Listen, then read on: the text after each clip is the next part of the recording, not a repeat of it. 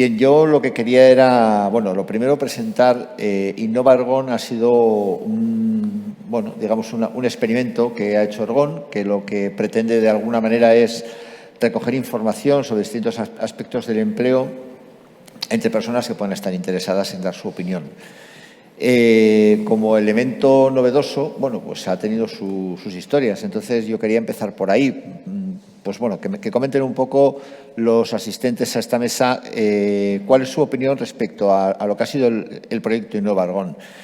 Tengamos en cuenta que Javier Pobes ha sido el que lo ha coordinado, con lo cual, bueno, pues es el que más sabe de las tripas del proyecto. El resto hemos colaborado, hemos trabajado en cuanto a lo que sería el análisis de las respuestas, un poco echar una mano a Javier en esta aventura. Y yo sí quería, bueno, pues que un poco Javier nos plantee por qué Innova Argon, qué metodologías ha seguido y que Albert y Jorge fundamentalmente, bueno, pues opinen respecto a qué les ha parecido o qué creen que puede mejorarse en cuanto a la experiencia, si realmente, bueno, ha tenido el impacto que esperábamos que tuviese, teniendo en cuenta sobre todo que el informe final de esta experiencia, pues tendrá que esperar unos meses, pero está ya bastante avanzado. Entonces, Javier, si nos cuentas un poco. Bueno, Innova Argon, digamos que responde a un planteamiento de la Fundación básico, que era explorar, digamos, el espacio donde se plantean todos los temas de interés del empleo y del trabajo. Entonces, hemos hecho un planteamiento que de inicio era un planteamiento muy de visión de ir a la relación presencial con grupos. Hicimos una sesión en Bilbao y otra en Barcelona dentro de un proyecto que llamábamos el Fórum, que luego tendrá su propio desarrollo, pero que eso nos hizo activar el interés para preguntar a las personas. Realmente, una de las cuestiones que vimos claramente para entender mejor el espacio es preguntemos a los que son usuarios, a los que realmente lo están haciendo, ¿no? Entonces, cuando llegó esta situación de pandemia, nos vimos imposibilitados de hacer un planteamiento presencial, continuar con él, y entonces de alguna forma surgió esta idea del Innova Argon. Innova Argon es un planteamiento de inicio de hacer preguntas sencillas que generen respuestas complejas. Las preguntas eran muy sencillas, eran ¿qué piensas que es lo más importante? ¿Qué piensas que es lo que más motiva? ¿Qué es lo que se puede hacer de una forma muy sencilla? Y lo que nos planteamos fue no sacar conclusiones directas, digamos, no asociarnos a la solución, no enamorarnos de la solución posible, sino más asociarnos a la pregunta. Y seguimos en esa idea. De alguna manera hicimos un trabajo cualitativo, más que cuantitativo. No intentábamos hacer una encuesta estadística, sino que intentábamos que surgieran los emergentes, las ideas nuevas que podía haber. Hicimos un trabajo que se puede mostrar, ¿no? de ver cuáles eran, de alguna manera, los espacios semánticos que aparecían, de qué hablábamos, por tanto, de qué se hablaba cuando se preguntaba. Esto nos dio ideas interesantes porque nos planteó que había muchos elementos que estaban interrelacionados y que el discurso no tenía que, de alguna forma, centrarse en uno o en otro, sino que tenía que recomponerse en todos ellos. Cuando vimos que eso era así, dijimos, no podemos hacer una frase de pregunta, sino que tenemos que plantear un espacio conceptual. Pues de ahí surgió la idea de plantear un mapa conceptual, que luego con Carita Alegría, que nos apoyó también en todo el proceso de coordinación, lo que hicimos fue, y tenéis en la documentación un enlace, hicimos un mapa conceptual animado, es decir, donde tú puedes, de alguna forma, modificar cada uno de los elementos y ves cómo los otros se interaccionan entre ellos, ¿no? Esto es un tema interesante porque lo que nos plantea es que la lectura del mapa conceptual tú puedes relacionar todos los elementos y generar frases coherentes con todos ellos. Es decir, teniendo en cuenta que nos aparecía un atractor clarísimo, que era la idea de la digitalización, luego aparecían todos los otros elementos interrelacionados entre ellos. La precariedad, la temporalidad, el teletrabajo, la tecnología, la inteligencia artificial, las nuevas formas de trabajo, la formación. Todo eso aparecía de una manera conceptualmente relacionada. Eso lo que nos dio la idea es las preguntas que tenemos que hacer, digamos, la conclusión no pueden ser resoluciones, sino que tienen que ser preguntas. Y por eso formulamos 3 preguntas que son las que de alguna manera ponemos encima de la mesa, 3, 4 preguntas que son las que tenemos que hacer. Las preguntas están planteadas no como un resumen, sino como una llamada a la acción. La idea es, a partir de aquí, ¿cuál es el siguiente paso?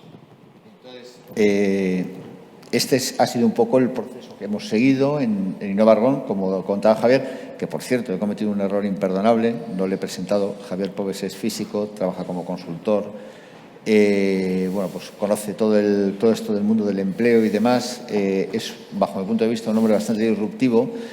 Y como curiosidad diré que fue el que puso en marcha el primer cibercafé en España, con lo cual ya hace 25 años que le gustaba esto de la digitalización.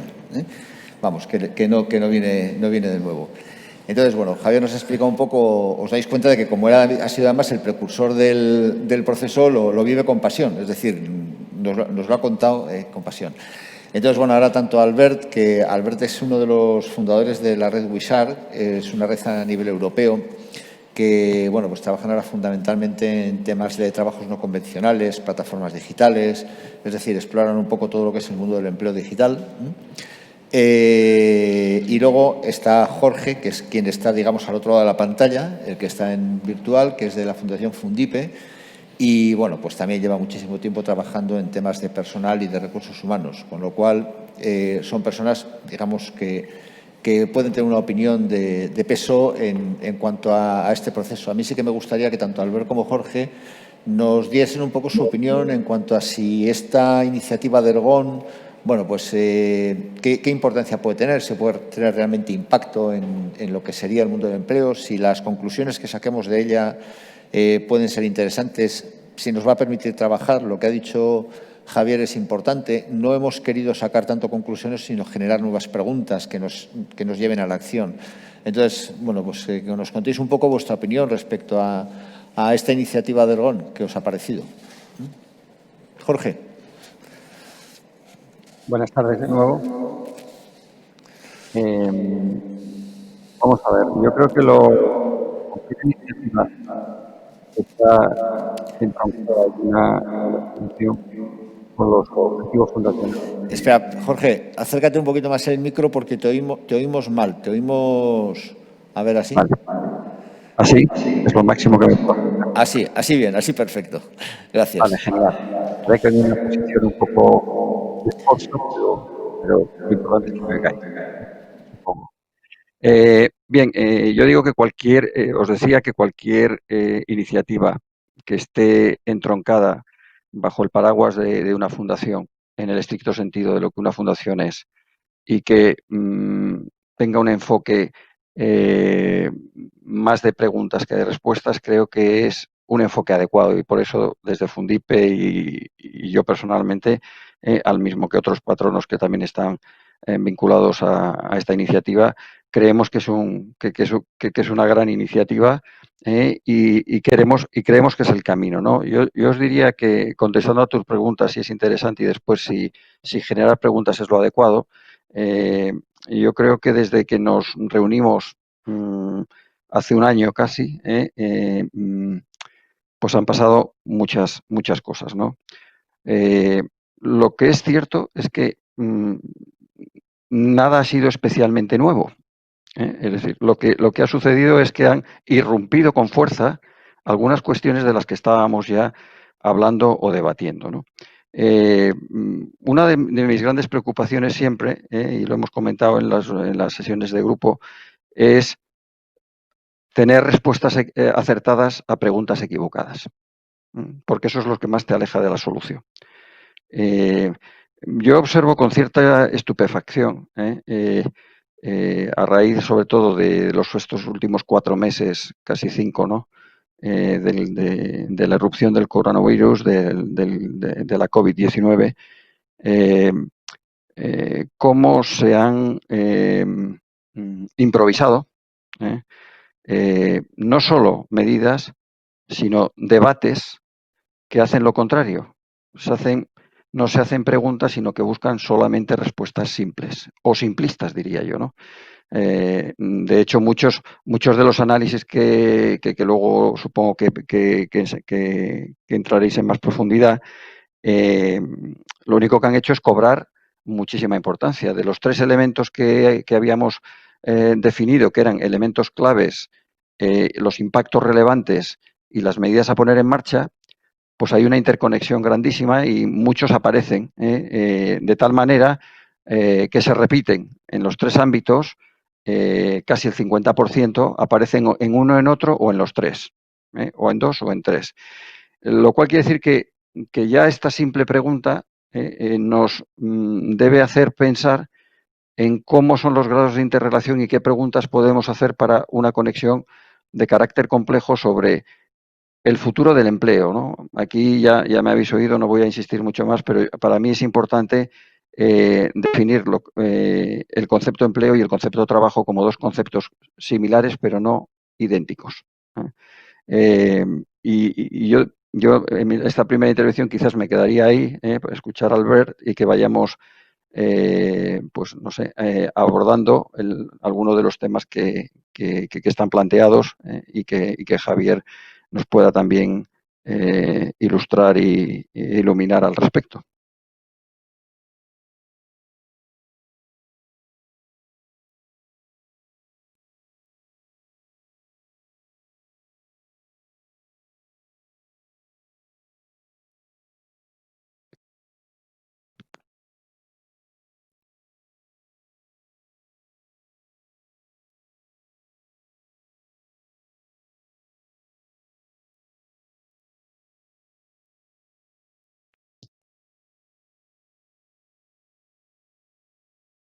Abordarlas de muchos puntos de vista. Yo creo que esa parte de diseño es un elemento clave. Luego también, por diseño, también se ha buscado mucho la diversidad y un pensamiento sistémico, ¿no? Muchas veces también, como conocemos muy bien un campo, la formación, la automatización, el desempleo, nos centramos solo en eso. Creo que esta visión de conectarlo un poco todo, interrelacionarlo y en un mundo en red donde todo está absolutamente conectado, empezar ya a explorar de esta manera, que sabemos que dificulta llegar a conclusiones, porque realmente hemos de reconocer la complejidad, pero no solucionarla. Pero creo que eso ha sido un punto valiente también de la aproximación. Y también un poco como puntos posibles de mejora o para siguientes iteraciones. Creo la participación también de personas. Hemos sido, creo, los 72, 4 personas que han participado en Respuesto. Creo que todos seamos como expertos, expertas en estos campos, ¿no? Probablemente buscar una manera de sensorizar, de tener la información de las personas trabajadoras desde su experiencia, casi desde un punto de vista sociológico, cómo viven, ¿no? ¿Qué tienen miedo? Yo creo que ahí habrá mucha riqueza también en ver si la gente tiene miedo o no, por ejemplo, a la automatización, a tener jefes que son más algorítmicos, ¿no? Porque a veces es mejor tener un jefe algorítmico que un jefe normal o al revés, ¿no? Y probablemente buscar, y desde muchos puntos de vista, eso creo que sería enriquecedor. Y luego también, y eso es lo más difícil probablemente, salir de los marcos mentales, las estructuras conocidas, romper con el status quo, ¿no? Eso es muy complicado. Yo creo que algunas respuestas ya iban en esa dirección, necesidad de otro marco de pensamiento. Pero bueno, lo único que ahí probablemente algo más tipo juego, ¿no? No una cosa tan seria como una pregunta, sino ponernos en un modo juego, en un modo creativo, en un modo donde se nos permita ser algo correctos incluso y poder plantear algo, vamos a jugar y a pensar. Eso sí creo que sería un ejercicio interesante con este grupo de personas también. Vale, yo, como veis, nos acaban de poner un poco el análisis cualitativo que se hizo del trabajo de Innova Argon.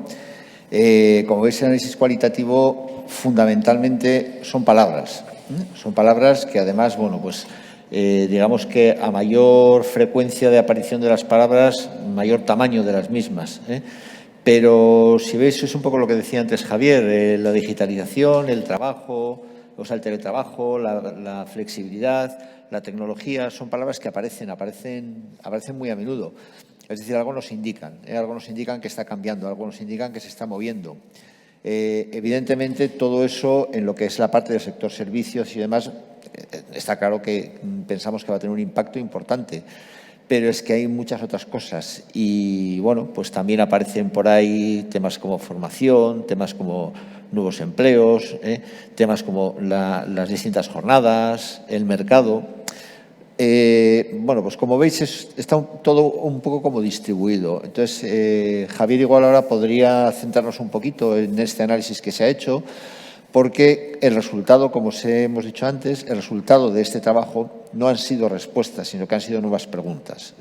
Y han sido nuevas preguntas que han surgido a raíz precisamente de este análisis cualitativo.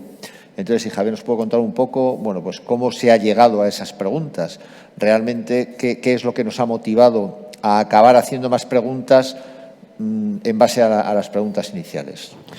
Digamos que con la información recogida de todas las respuestas, lo que se ha trabajado es ver, cuando haces esa respuesta, como decía Albert, abierta, haces una divergencia. Dices, todo lo que salga está bien, ¿no?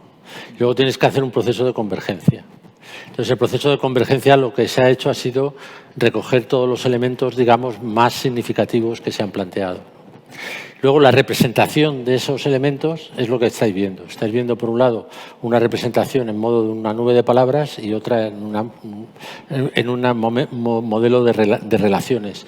Yo digo, las palabras son importantes, pero son muy importantes las relaciones. Si vemos el mapa conceptual que hay a continuación, en el mapa conceptual, esas serían un poco las relaciones respecto a la pregunta. La siguiente sería el mapa conceptual. Si recogemos el mapa conceptual, lo que podemos hacer es crearnos nuestras propias frases ligando diferentes elementos. Y todos los elementos son coherentes, ¿no? En el centro veíamos que estaba esa digitalización, porque era de alguna manera lo que agrupaba todo el discurso, pero hay toda una serie de elementos que son significativos en todas las respuestas que se han dado, o en el conjunto de respuestas. Yo lo que os animo es a crearos vuestro discurso con esos elementos. Se pueden crear muy diferentes discursos con los mismos elementos. Y eso, digamos, componen las ideas en las que estamos intervenidos, ¿no? A partir de aquí, ¿cómo generamos las preguntas? Digamos que estos serían como una representación de lo que somos capaces de observar, y las preguntas lo que son es un insight de lo que debemos preguntar. Entonces, hemos planteado las preguntas en la idea está de cómo podríamos hacer esto, cómo podríamos lo otro, cómo podríamos hacer, porque lo que queremos es hacer unas preguntas asociadas a la acción.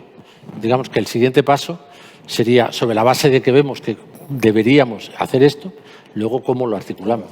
Pero nos quedamos por ahora en la parte de las preguntas que nos tenemos que hacer personalmente, institucionalmente y socialmente. Que es la pregunta es la misma, sí, pero hay diferentes niveles de respuesta. Que al final es un poco el planteamiento que hace Ergon, es decir, Ergon no pretende tanto hacer como lanzar iniciativas para hacer. Entonces, ese sería un poco el fin o el objetivo de esas preguntas, el que, bueno, a nivel personal, a nivel individual, a nivel de organización o a nivel social, bueno, pues se pueda trabajar. Luego, de todas formas, en la siguiente mesa profundizarán más en todo el tema del hacer.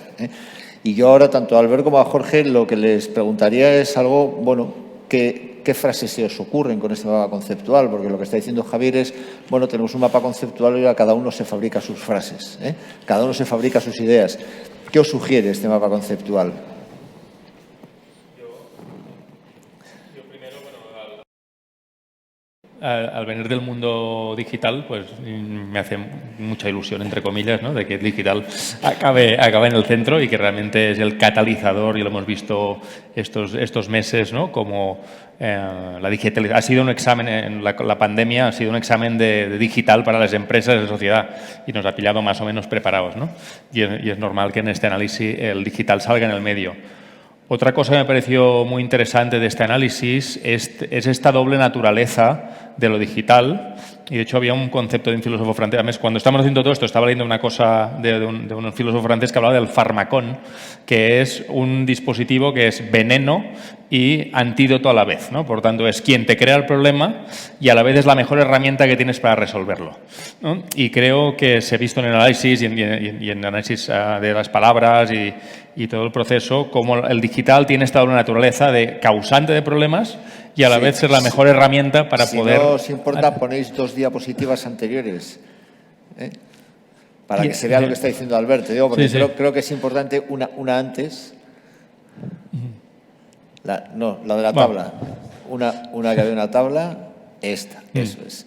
Sí, aquí salía pues muchas veces, ¿no? Como la digitalización como el origen del problema y también quien tenía las mejores oportunidades para resolverlas, ¿no? Y eso yo creo que es aceptar esa naturaleza dual de lo digital, porque si no tendemos a polarizarnos. Esto, ¿no? Tecnotupistas o tecnodistopia. Y creo que está bien podernos situar en un espacio medio reconociendo ambos extremos. Vale, Jorge, ¿a ti qué te sugiere todo esto? Digamos, por aportar algo diferente. Cuando yo empecé a visualizar estas interconexiones, lo que me dio la sensación es que había como tres grandes ámbitos, ¿no? Uno, el que tenía que ver con la digitalización, la tecnología, etcétera. Otro, que este sería digamos, el eslabón técnico.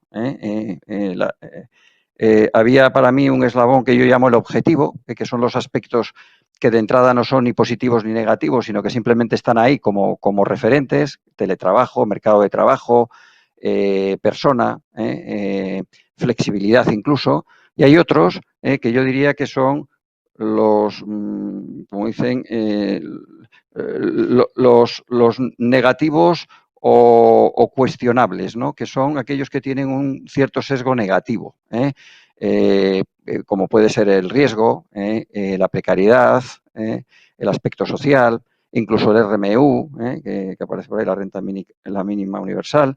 Es decir, que de entrada tienen un posicionamiento que puede ser interpretado en un sentido o en otro, ¿no? Es decir, como tres grandes ámbitos, ¿no? La digitalización como un concepto más diagonal, más transversal,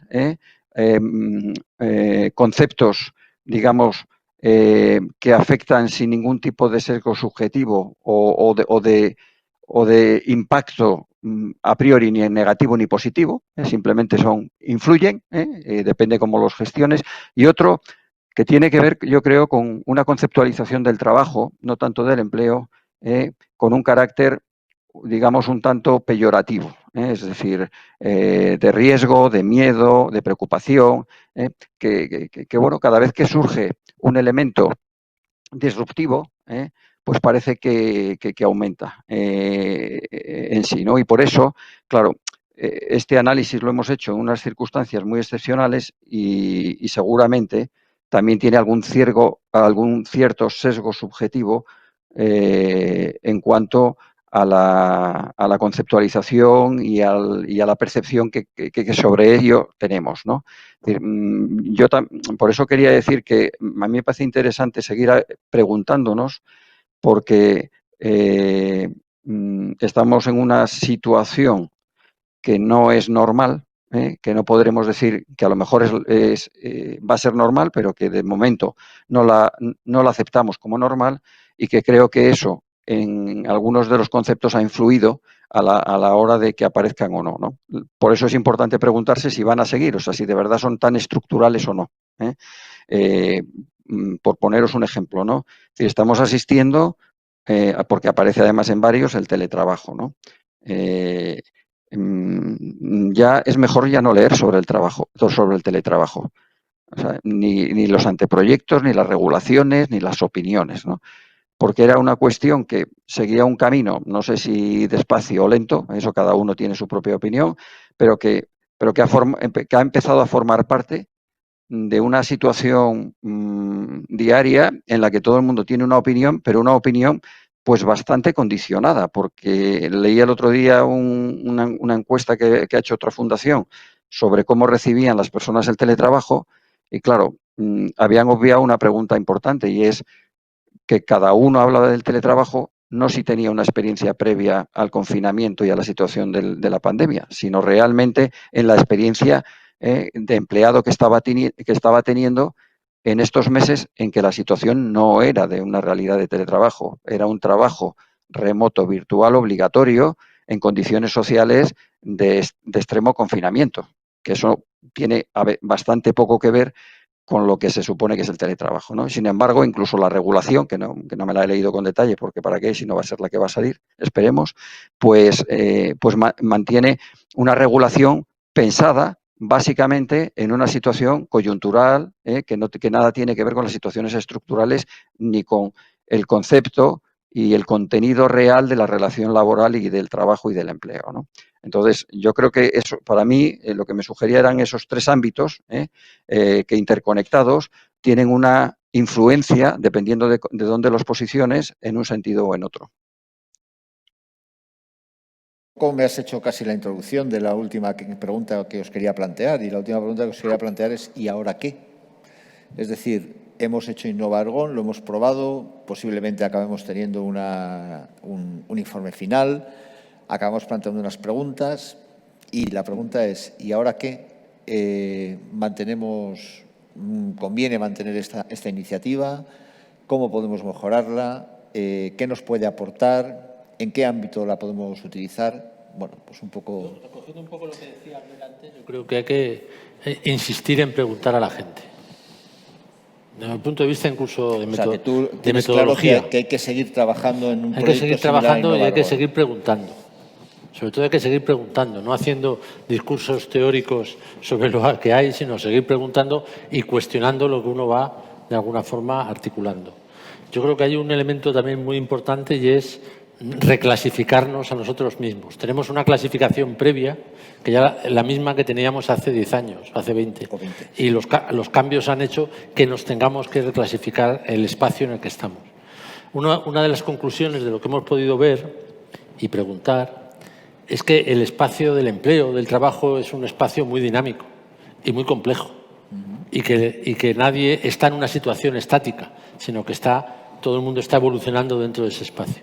Que seamos capaces de hacer una buena representación de esa dinámica o no, pues va a ser muy, muy interesante o muy importante para ver cómo incidir en ello, ¿no? Cómo tener una participación real en ello. Sí, como decíamos antes, que quizás hay que hacer un proceso de desaprendizaje para volver a reaprender o por lo menos a volver a revisar todos los espacios y toda esa dinámica. Y como tú has dicho alguna vez, que ya te decía antes, que yo es una frase que ya utilizo mucho, es que cada vez hay más trabajo y menos empleo. Y menos empleo. Sí, Albert. No, aportar, yo creo que también ha sido muy interesante, y ya se ha comentado, en un momento de cambio, no solo por la situación del COVID, sino digo, un cambio generalizado en el ámbito del empleo por la digitalización, incluso previa al COVID, la mente de las personas tiende a la negatividad, a lo que podemos perder, ¿no? Estamos muy anclados con lo que conocemos a nivel de instituciones, a nivel de manera de funcionar, y se ha visto en el ejercicio como mucha era de miedo a la pérdida de. Por tanto, yo creo que como próximo paso yo me pondría a construir el futuros deseables, ¿no? Un poco utópicos incluso, es decir, creo que puede ser un ejercicio interesante. Alguien tiene que hacerlo y creo que desde la Fundación puede ser un espacio constructivo en este sentido. Hay juegos de teorías de futuros, hay construcción de futuros, hay un montón de herramientas para eso. Una vez vistos en qué ámbitos tenemos pues dilemas y conflictos. Y una cosa muy concreta también en este ámbito, y ya lo ha mencionado Javier al principio, es el lenguaje. Yo creo que empezar a ocupar un lenguaje, entonces, si podemos empezar a proponer un lenguaje, palabritas que nos ayuden a pensar de otra manera y que esto surja del ámbito de la Fundación, creo que puede ser interesante, una especie de ocupación del espacio lingüístico, semántico, para poder construir estas cosas. O sea, que preguntar, ocupar el espacio lingüístico, construir. Jorge, te queda poco por añadir. Me queda muy poco. Quizás reforzar algunos de los puntos que se han tocado, ¿no? Dos matizaciones quizás, ¿no? Es decir, con respecto al desaprender que decías, Jesús Mari, y reaprender, ¿no? Yo creo que lo que hay que es aprender algunas cosas que hemos desaprendido inadecuadamente.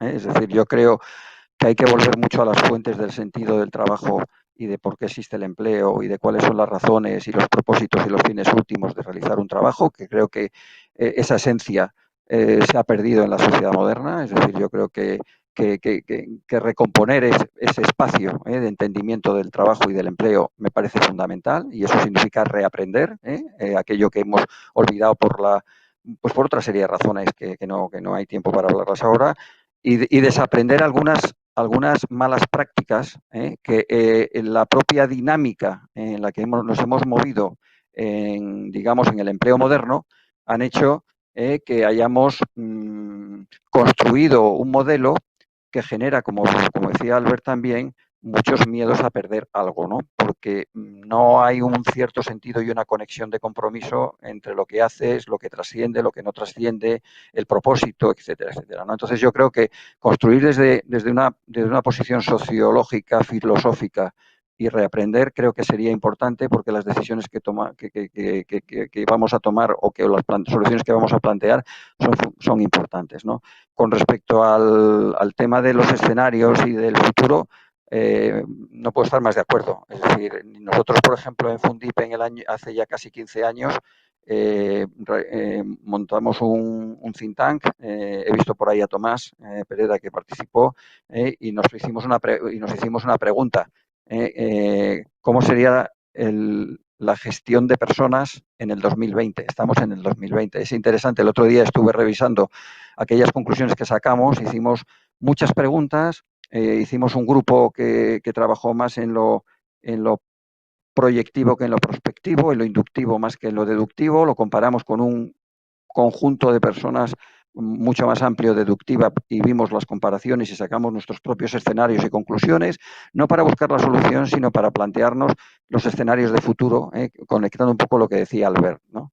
Y después yo creo que la tercera, que también la ha esbozado Albert, yo llevo ya trabajando bastante tiempo en lo que son la reconciliación de los dilemas, ¿no? En el fondo, en nuestra sociedad vivimos en un permanente toma de decisiones sobre dos propuestas que a veces aparentemente están en conflicto. Yo creo que plantear un modelo de reconciliación de dilemas buscando algo que realmente sea una situación mejorada de una solución de compromiso que está en medio de las dos y que no satisface a nadie, creo que el entorno de InnovaErgo creo que sería fundamental, y ampliar sobre todo pues eso, el colectivo de personas, y yo estoy de acuerdo, tal y como decía Javier, que ampliar a aquellas personas que a lo mejor no están tan condicionadas o como los que hemos respondido, nos puede dar en la base mucha más información para poder plantearnos esos dilemas con muchísima más profundidad y con muchísimo más ajuste a lo que realmente necesitamos.